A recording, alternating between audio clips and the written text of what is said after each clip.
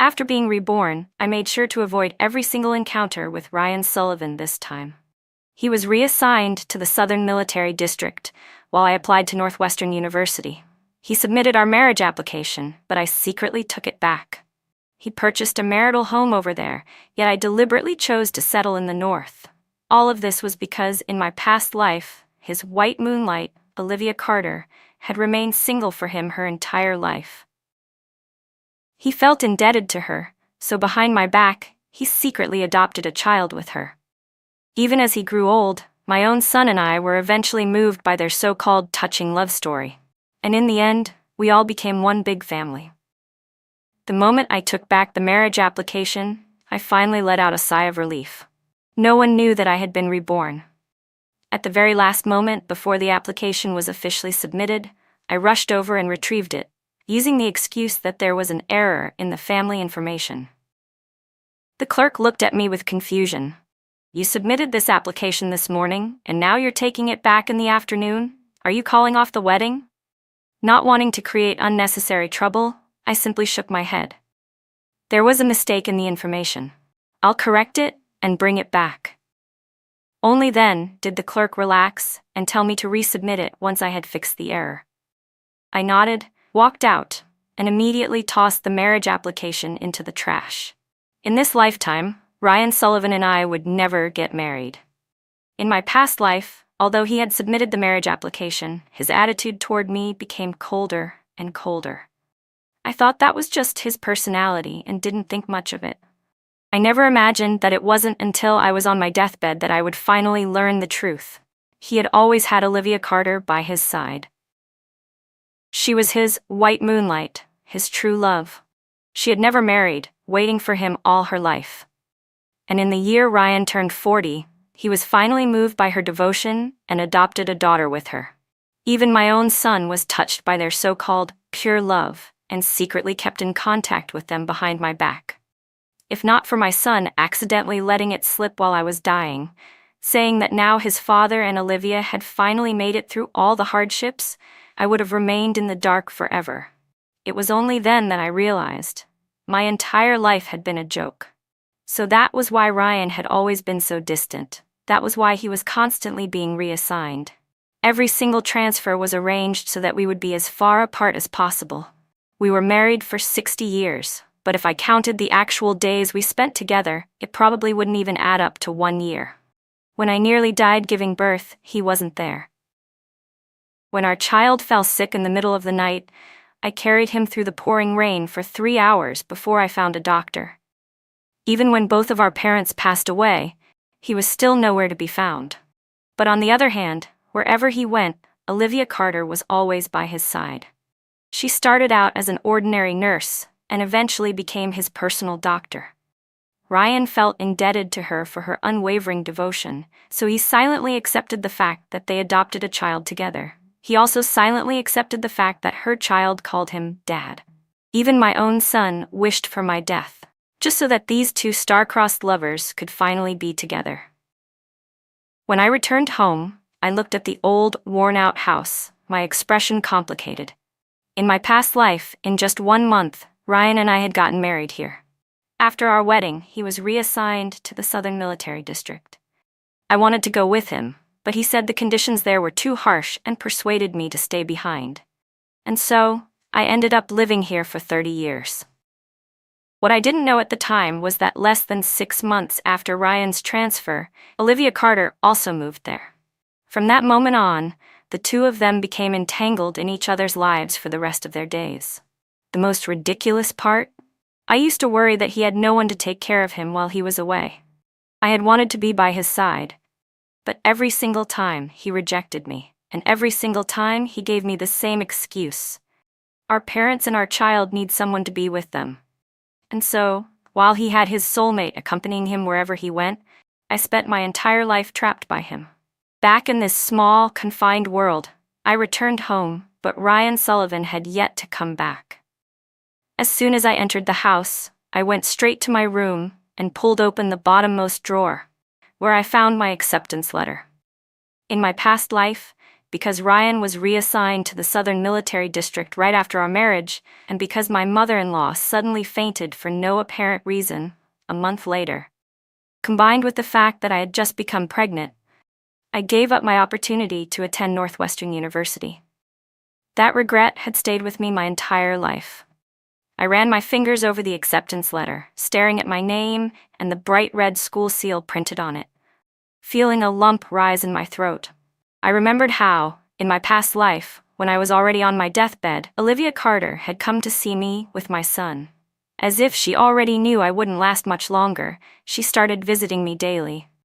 But when no one else was around, the kind and gentle expression she usually wore was stripped away, revealing her true face. The words she spoke stabbed straight into my heart. So what if your father held the title of wife? The one who was by Ryan's side all these years was me. You were nothing more than a tool to bear his child, and a free caretaker for the elders. I should really thank you for giving me such a wonderful son. She rambled on, while the most pathetic part was that I no longer even had the strength to curse her. I had to watch as my own son treated her like his real mother, the two of them playing out a perfect picture of maternal love and filial piety before my eyes.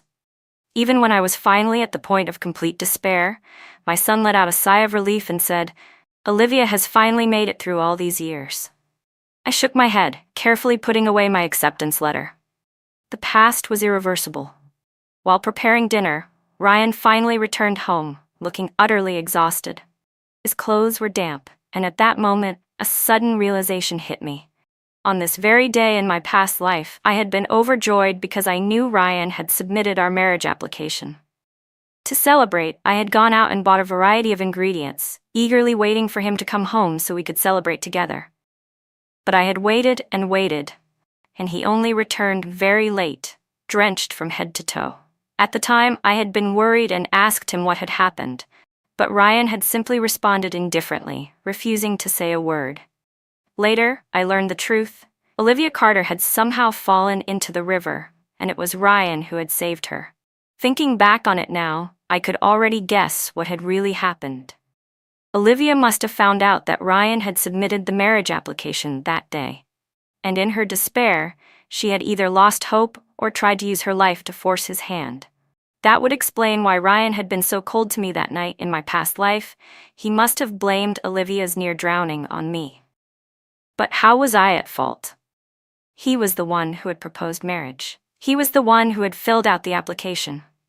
He was the one who had promised to stay with me for life. And yet, in the end, it was as if I had become the villain who broke up a pair of lovers. So when I saw Ryan once again coming home completely soaked, I merely averted my gaze. Unlike my past self who had fussed over him and hurried to prepare hot water, this time, I calmly continued cooking. Without hot water, Ryan could only silently change into dry clothes. During dinner, he sneezed a few times, but I acted as if I hadn't heard. After the meal, while I was washing dishes in the kitchen, I noticed Ryan pacing anxiously in the living room. He seemed restless, as if struggling with something, and in the end, he finally grabbed his coat, muttering, "I'm going out for a bit," before hurriedly leaving. I pressed my lips together. Turning to the old, yellowed poster on the wall, I carefully wrote down a line. "Once I complete 2 tally marks, I will leave this place." Ryan didn't return until almost dawn. From the next room, I could hear the way he deliberately lightened his footsteps. I pretended not to notice. The next morning, I assumed he had already gone to work. I was about to head out to buy a train ticket when I suddenly heard coughing from his room. My hand, which had been holding my breakfast, paused for a moment, but I quickly ignored it and continued eating. After finishing my meal, I prepared to leave. Train tickets were difficult to get at this time of year, and the lines for them were always excruciatingly long. But that ticket was too important to me. I had to secure it as soon as possible so I could finally feel at ease. Just as I was about to step out the door, I heard a knock. Frowning in confusion, I opened it, only to find Olivia Carter standing outside. She looked pale, her hair sparse, her skin an unhealthy yellow from malnutrition. Her frame was so thin, she looked as if a gust of wind could knock her over. In my past life, I had only ever seen Olivia Carter when she was old. I still remembered that moment. I was lying on my hospital bed, frail and exhausted from a lifetime of suffering, while she sat elegantly at my bedside. Her long, jet-black hair was neatly combed, her expensive clothes and designer handbag showcasing the life of luxury she led. Draped in a cashmere shawl, she looked as refined as ever, a stark contrast to my worn-out, gray-haired self. Olivia didn't dare meet my eyes. She merely stole a quick glance at me before lowering her head uneasily, her voice timid and weak as she mumbled, I came to find Ryan." Anyone who saw her at that moment would have immediately assumed there was something improper between her and Ryan Sullivan. But I had no time to entertain her act. I didn't even bother shutting the door as I brushed past her and went downstairs. Taking some money with me, I rode my bicycle out. Relying on memory, I asked around at several places, and after much effort, I finally arrived at the train station close to 10 in the morning. Since it was the holiday season, the station was bustling with people, and the ticket lines stretched endlessly. I chose a queue that seemed slightly shorter and waited patiently. It wasn't until almost noon, just before the office closed for lunch, that it was finally my turn. However, by then, all the seated tickets to my destination were already sold out. Without hesitation, I pulled out my money and bought the earliest available standing ticket instead. Carefully, I tucked the ticket close to my body before pedaling my way back home. On my way back, I mentally prepared myself for the possibility of walking into a scene where those two star-crossed lovers were pouring their hearts out to each other. But when I pushed the door open, I found Ryan sitting in the living room. His bedroom door was also wide open, almost as if he had done it on purpose. When he saw me return, he parted his lips as if he wanted to say something, but I turned away and headed straight into the kitchen. I was hungry.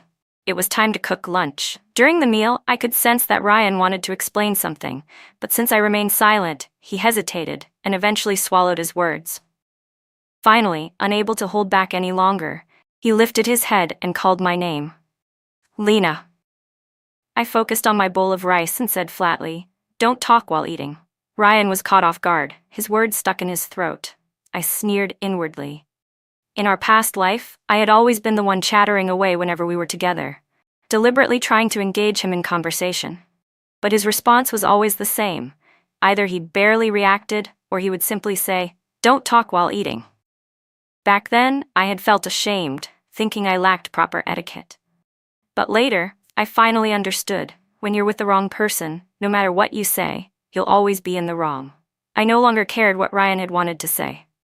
After finishing my meal, I went back to my room.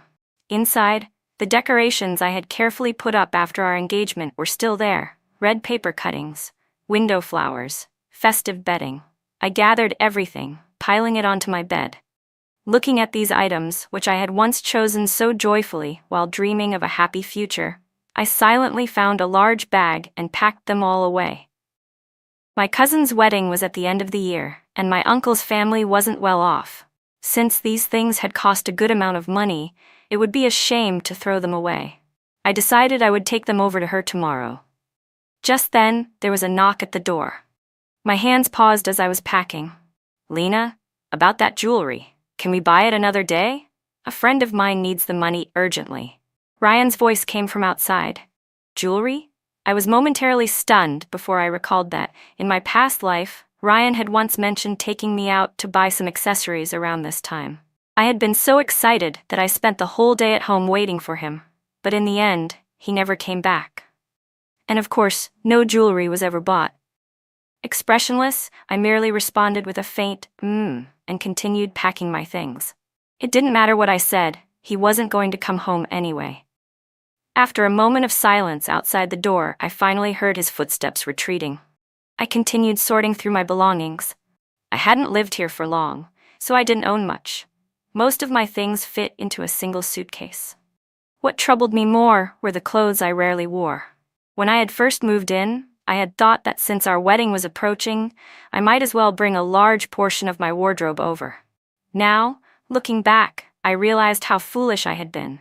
I had no choice but to find another large bag, neatly folding and bundling the clothes together. I would send them back home first, before making any further decisions.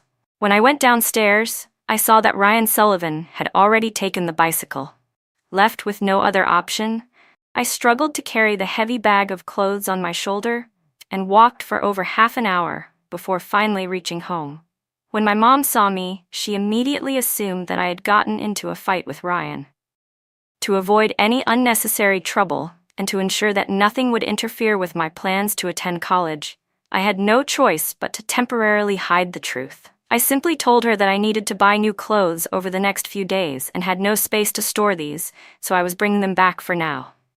Only then did my mom breathe a sigh of relief. Otherwise, if she found out I was planning to break off my engagement with Ryan, she would probably chase me down 3 streets with a knife.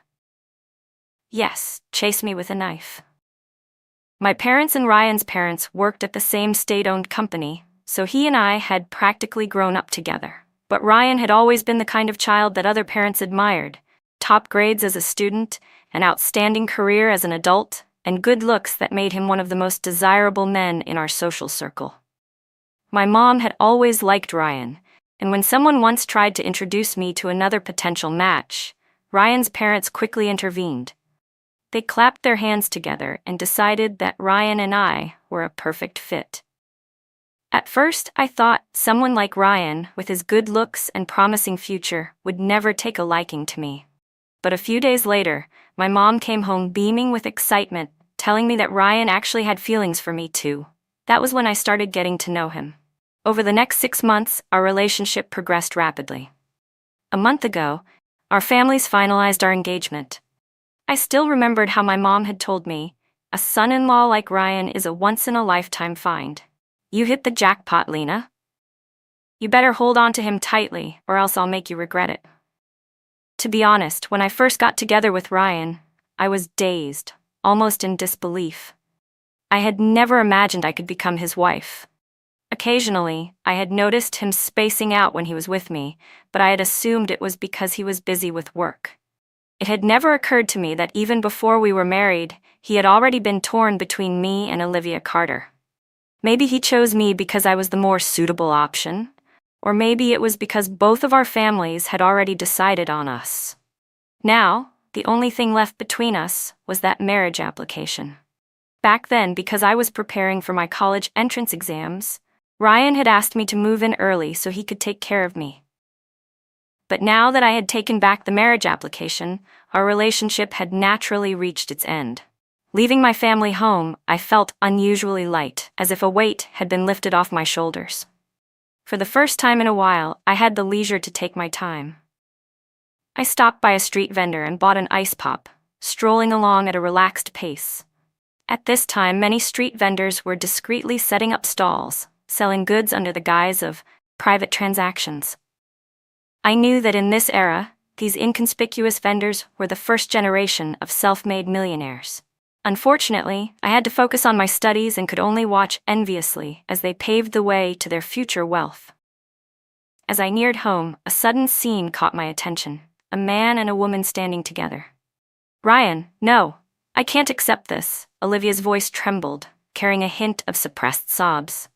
She sounded incredibly pitiful. Ryan was holding his bicycle with one hand, while forcefully stuffing a wad of cash into Olivia's hands with the other. "Just take it. This money would be wasted on unnecessary expenses if I kept it, but for you, it can cover your living costs for half a year. It's better used this way." They were still pushing the money back and forth when Olivia suddenly noticed me. Her face turned pale with shock, and she instinctively stepped in front of Ryan as if shielding him. "There's really nothing going on between us. Don't misunderstand. I was the one shamelessly clinging to him. If you want to blame someone, blame me." The girl in front of me, with her sickly yellow complexion, had an air of fragile determination, as if she were ready to sacrifice herself for some great cause. But she didn't see the man she was so desperately protecting, Ryan Sullivan, standing behind her, his face ashen as he stared at me in shock.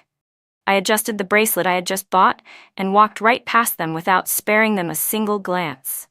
What terrible luck. Even a simple walk had to be ruined by running into people I didn't want to see. Not long after I returned home, Ryan followed, pushing the door open and stepping inside. For the first time, there was something different in his expression when he looked at me, as if he finally had something to say. "Lena, let me explain." I looked at Ryan Sullivan indifferently. "All right, go ahead." But the truth was, no matter what he said, I wouldn't care.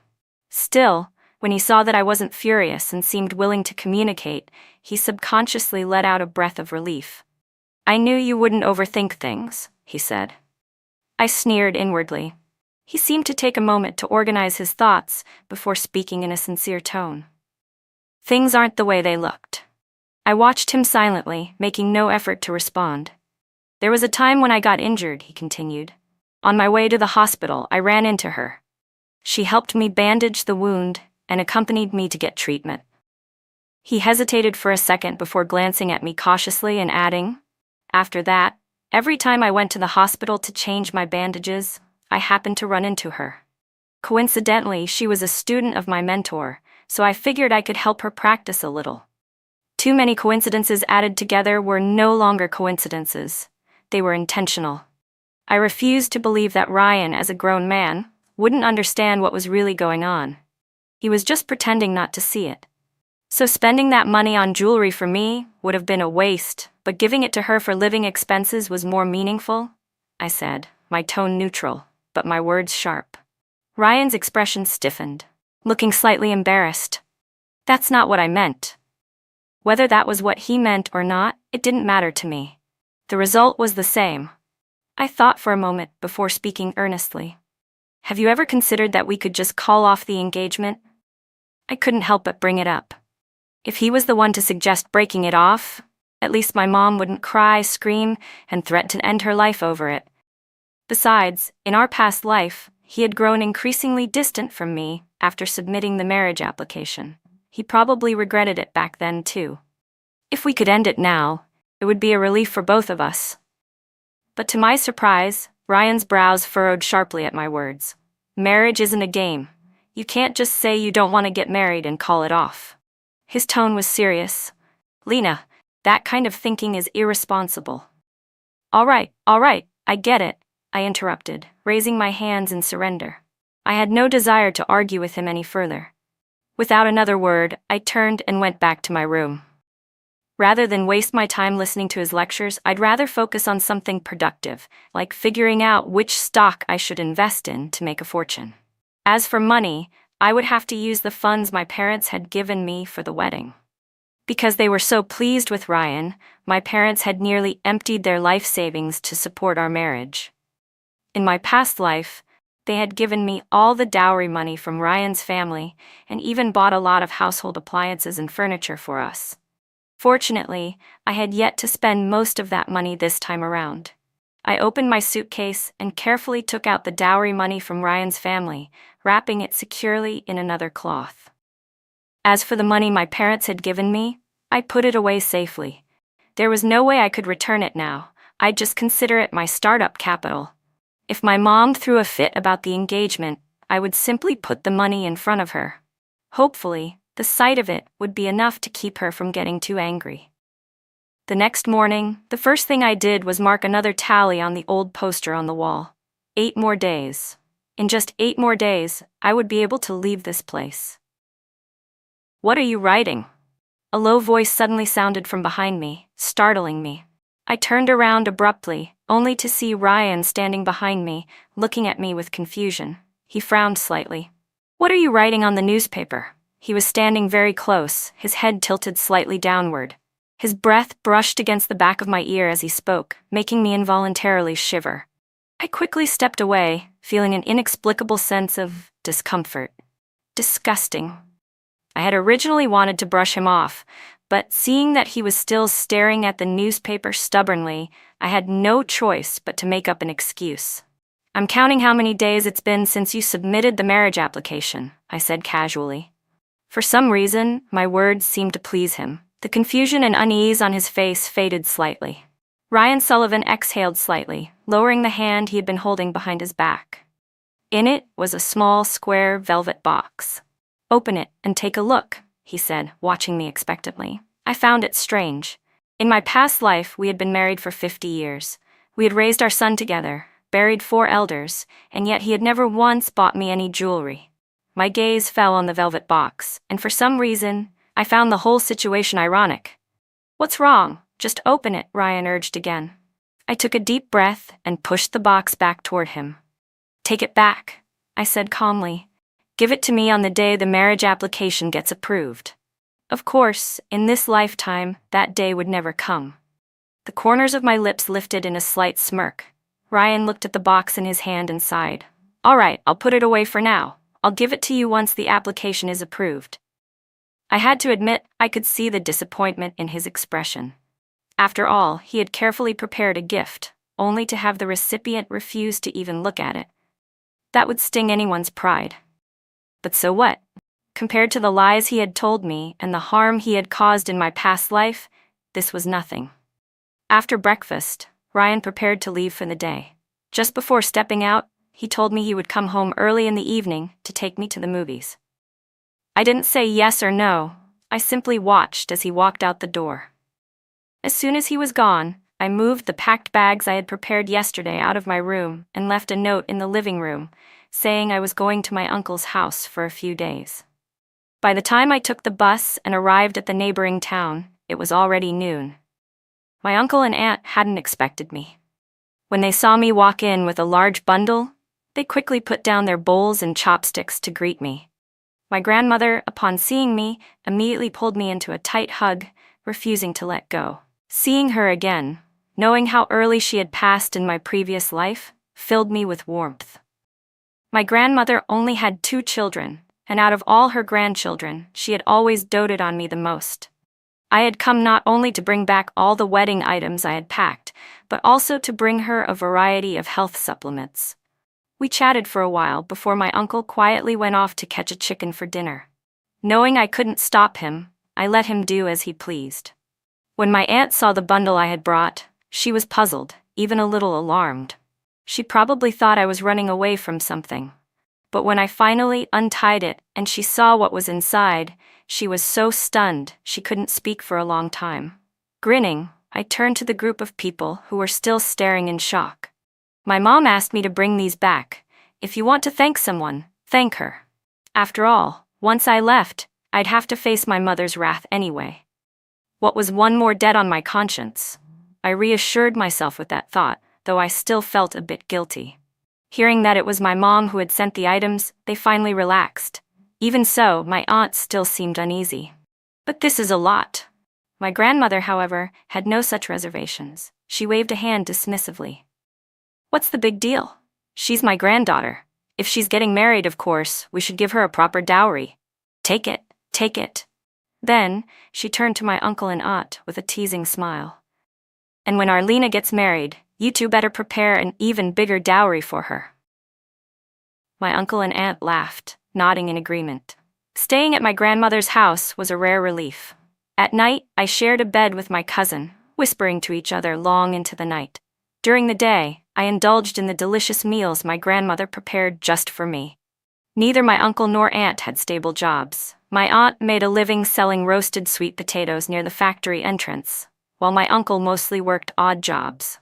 One day, while helping my aunt at her street stall, I noticed that the vendor next to us, who sold hair accessories, seemed to be doing much better in terms of business. I curiously asked my aunt why she didn't sell those instead. She simply shook her head and sighed. "I don't have a supplier for those. And even if I did, it'd take a lot of money to buy inventory. Plus, I'd constantly have to watch out for officials chasing street vendors away." I kept my thoughts to myself, but made a mental note. In my past life, my uncle and aunt had lived a hard life, struggling every day just to get by. They had gone gray early from years of hardship, but they had always treated me well. This time, if I could help them, I would. Helping them escape poverty, perhaps even become wealthy, wasn't impossible. After understanding my aunt's hesitation, I began casually mentioning, in passing, how profitable setting up a stall could be. Every day, I would talk about how much money street vendors made. Eventually, my aunt started paying more attention to the neighboring stalls, unconsciously observing their business. After a few days, she even started asking me whether selling other goods might be more profitable than roasted sweet potatoes. I knew she was tempted. Now, I just needed to wait for the right opportunity. Once I secured a good supplier, she wouldn't resist the idea anymore. I stayed at my grandmother's house for an entire week on purpose. After all, once I left for college, meeting them again wouldn't be easy.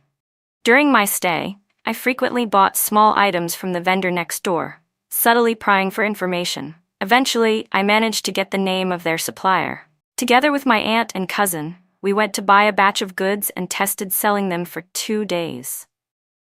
Only after making sure they could get started did I feel comfortable leaving. When I got home, I unpacked the things I had brought back from my grandmother's house and then collapsed onto my bed.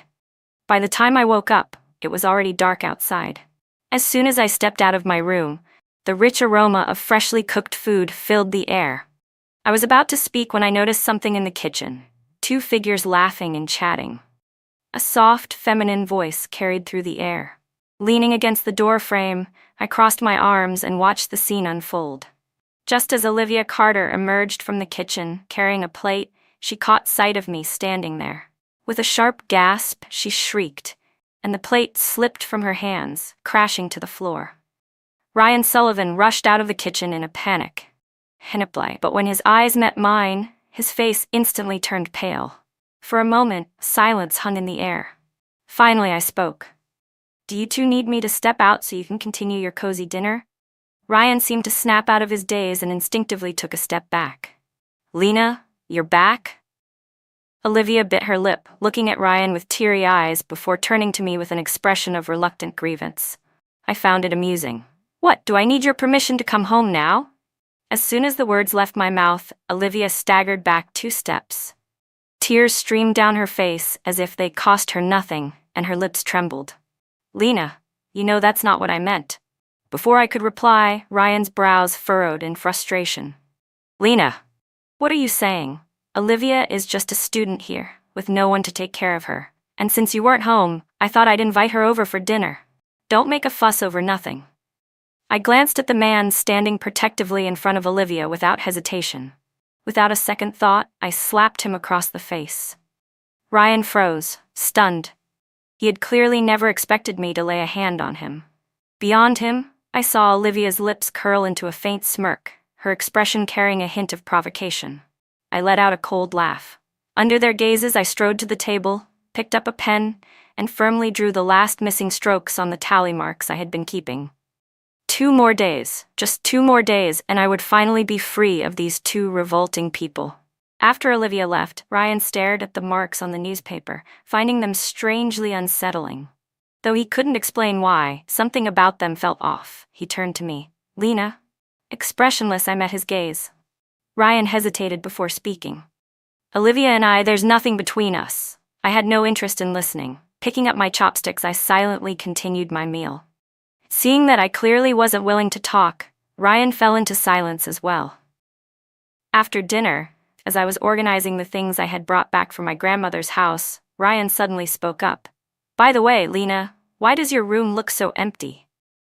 He frowned slightly. "Didn't you have a lot of wedding decorations and preparations?" When I didn't respond, a strange look flickered across his face, and for the first time, he seemed vaguely anxious. I was thinking, since our marriage application has already been submitted, we should start decorating the house properly. I saw that you already bought window decorations and stickers before. Bring them to me, and I'll start putting them up. I scoffed. If you want to put them up, go get them from my cousin's place. But to avoid unnecessary arguments with him, I simply said, "It's still early. Let's talk about it in a few days." Thinking that I had let the matter go, Ryan Sullivan visibly relaxed. The next morning, I was surprised to find that he had made breakfast. After eating, he didn't leave right away. I ignored him and instead picked up the pen from the table, carefully adding another tally mark. Finally, one last day left. Tomorrow at 6 a.m., I would be able to leave this place for good. Ryan saw me marking the tally and chuckled. "Don't worry, the marriage application should be approved soon." I didn't even glance at him. Instead, I started clearing the dishes. "Why haven't you left yet?" I asked. Ryan smiled at me. "Since we're getting married soon, I thought I'd take you shopping for some new clothes." I paused for a moment. His words reminded me, I was about to leave for college. I should buy a few new outfits to start fresh. I went back to my room to get some money. Seeing that I didn't refuse, Ryan let out another small sigh of relief. But in the end, we never bought the clothes. Because the moment we stepped out the door, we saw Olivia Carter leaning against the wall, looking as if she had been waiting there all night. Ryan's face paled as he rushed over and gently nudged her. Olivia slowly opened her eyes, and when she saw the two of us together, her expression changed. She instinctively stood up and looked at me. "Lena, I'm sorry. Yesterday Before she could finish, her eyes fluttered shut, and she collapsed directly into Ryan's arms. Ryan's expression shifted instantly. "Olivia?" He caught her and shook her anxiously. I squatted down without a word and pressed my fingers hard against the philtrum point beneath Olivia's nose. She trembled slightly, but forced herself not to wake up. I had to admire her dedication. Seeing that I was about to press again, Ryan hesitated, then quickly pulled Olivia away from my hand. "She's severely malnourished and anemic. I'll take her to the hospital." Without looking back, he carried her and rushed out the door. I calmly shut the door behind him and slowly followed after them. At the hospital, I watched as Ryan stood anxiously by Olivia's bedside after the doctor left. When I walked over, he stiffened, then frowned. "Why are you here?" he asked. I looked at Olivia carefully. She wasn't actually that good-looking. Her malnutrition made her appear frail, and her high cheekbones gave her a somewhat sharp, harsh look. Then I looked at Ryan. Maybe this was just his type. Sensing my gaze, Ryan avoided my eyes. I finally spoke, my tone indifferent. "The day you submitted the marriage application, she jumped into the river." The impact of my words was immediate. Olivia's body on the bed trembled violently, and Ryan instinctively shot to his feet. The chair behind him toppled over with a loud crash. He opened his mouth to say something, but I continued, my voice steady. "You used the money meant for my jewelry to help her. When it was for me, you called it a waste, but when it was for her, it was enough to support her for 6 months." Ryan tried to say something, but I raised my hand, stopping him. "It doesn't matter anymore." I glanced at Olivia before speaking again. "While I was away, you brought her into our home. You let her cross that threshold." Ryan opened his mouth, but I lifted my hand again, signaling him to stop. Then I turned to look at the bed. "You knew she was faking it. So, are you planning to stay here with her for the night?" I didn't believe for a second that Ryan Sullivan, as a soldier, couldn't tell that Olivia Carter was faking it. This was nothing more than a willing act between the two of them. "If you don't want to get married, you can call off the engagement. But you won't drag me down with you." I looked at the two of them with indifference. Hearing the words, "call off the engagement," Ryan finally panicked. "No, I won't break off the engagement." I glanced at Olivia on the bed.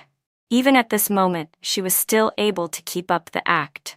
Her endurance was impressive, though if she didn't have that level of patience, she wouldn't have won Ryan over in our past life. Ryan continued speaking, his voice anxious. "I was just trying to help her. She has no family, no one to rely on. She barely has money for food, so I thought I could lend a hand. We're all comrades, we should look out for each other." His voice was slightly raised, as if trying to convince himself. I saw the tears welling in Olivia's eyes and trickling down her face. I let out a mocking chuckle and shook my head. "Do whatever you want. I'm leaving." As I reached the door, Ryan's voice sounded from behind me. "Go on ahead. I'll be back soon." Of course, I didn't take his words seriously. Instead, I went out and bought 2 new outfits, then deliberately waited for my parents to get off work so we could go to a state-run restaurant and have a proper meal together. It wasn't until late in the evening that I finally returned home. By then, everything I needed to pack had already been sorted. Anything I wanted to give away had already been sent off. Ryan, however, had not returned. It was well past 11 p.m. when I sealed the letter I had written, reporting Olivia Carter to her school. Consider it a little token of appreciation for all the sleepless nights she spent pretending to care for me in my past life. As for Ryan, out of respect for our parents, I would let things go. But the engagement, that had to end. I wrote everything down, all the entanglements between him and Olivia over the past few weeks, and that very night, I went out to drop the letter into the mailbox. by tomorrow or the day after my mother would receive it. The next morning, after freshening up, I stood before the old poster one last time and carefully added the final stroke to my tally. Then, with my bag packed, I left without looking back. On the train, it took me half a day before I finally managed to get a seat. Watching the bustling platform and the countless travelers coming and going, I knew that each of them was about to embark on a new journey. And so was I. Ryan's perspective. After Lena left, just like that, Lena disappeared from my life. All of her belongings were gone. She hadn't left behind a single word for me. Or rather, if she had, the only thing she left behind was those tally marks on the old poster. It was only now that I realized those weren't marks counting the days since I submitted the marriage application. They were counting down the days until she left. Later, I learned that she had retrieved the marriage application as soon as I had submitted it. Even the dowry money my family had given was neatly placed back in the drawer. 3 days later, our parents came to discuss the engagement, and it was only then that I finally understood Lena had never accepted Olivia. But why couldn't she give me one last chance? Lena had said that Olivia was faking her illness. Of course, I knew that. That was why I had already decided that once she recovered and was discharged, I would cut off all contact with her. I wouldn't let her come between Lena and me again. But I never expected that Lena wouldn't even give me the chance to prove it. She left without hesitation. I begged her parents not to break off the engagement. I swore I would make Lena change her mind, but her parents merely shook their heads, looking at me with disappointment before walking away. I sat numbly in the room where Lena once lived. She had once been here, filling this space with her presence. Instinctively, I opened the cabinet where she had kept her bedding, only to find it empty. It was then that I finally understood. She had been planning her departure for a long time. I had just been too blind to see it. Sometime later, Olivia suddenly showed up at my door, her face pale. I was reported. Olivia Carter was expelled from school. She stood before me, her face pale, pleading desperately. "Ryan, can you help me, just for now? Can you let me stay with you for a while?" I silently pushed her away. How could I? Lena was gone because of her. If I had anything to do with Olivia now, then for the rest of my life I would never have another chance with Lena. Olivia refused to accept it. She knew that Lena had left, so she started clinging to me, trying to stay in my life. But soon after, I was transferred. Lena was no longer here, and there was no reason for me to stay either. I still remembered when I was young, my parents once took me to visit a family. A little girl had clung to me the entire time, following me around, listening eagerly to my stories, laughing as she threw herself into my arms. Years later, when our families started discussing marriage proposals, I hadn't been particularly interested. But when I heard her name, I agreed without hesitation, as if fate had taken control of my decision. We started dating, and everything went smoothly. She became my fiancé, but now all of that had turned into nothing. After being transferred to the Southern Military District, I wrote to her, but she never replied. Once, I secretly went to see her. She had grown taller. Her hair was longer. She was even more beautiful than before. She had friends by her side, people she laughed and talked with, but I didn't dare let her see me. That was when I realized my entire life had been a joke. I secretly bought a house, thinking that if she ever forgave me, I would propose to her immediately. I waited for a long time, clutching a bouquet of roses as I hurried to see her. But when I arrived, someone else was already standing by her side. Later, I heard that after graduating college, she got married and had a daughter. Then I heard that she made a fortune in the stock market. And then, I spent the rest of my life alone. On my deathbed, I suddenly saw a different version of my life. I saw myself marrying Lena. I saw us having our own children. But then I saw Olivia Carter again.